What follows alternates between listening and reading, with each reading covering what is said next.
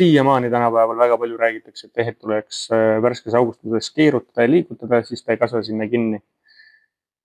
Kui augustus on tehtud kvaliteetse ehtega, korralikult poleeritud ehe, on see siis titaanist, on see kullast, keha ei ole võimeline selle külge kasvama. Isegi sellist probleemi tegelikult ei eksisteeri. Kui te nüüd seda ehet liigutate, siis te teete lihtsalt oma haavale liiga ja see paranemisprotsess pikeneb.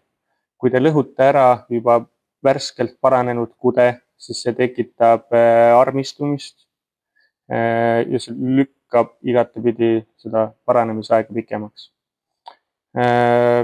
Kui te seda ehet liigutate, siis teie käed ei ole kunagi steriilsed.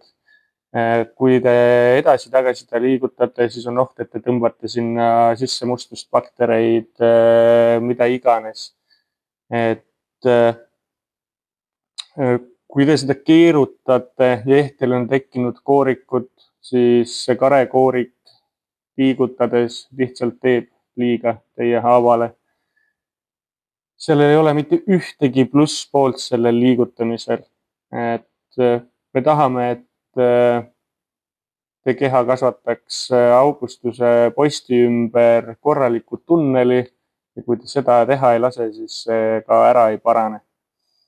Ohud ja riskid ongi sellega armkoe tekkimine, ärrituspunnid, suurenev infektsiooni oht.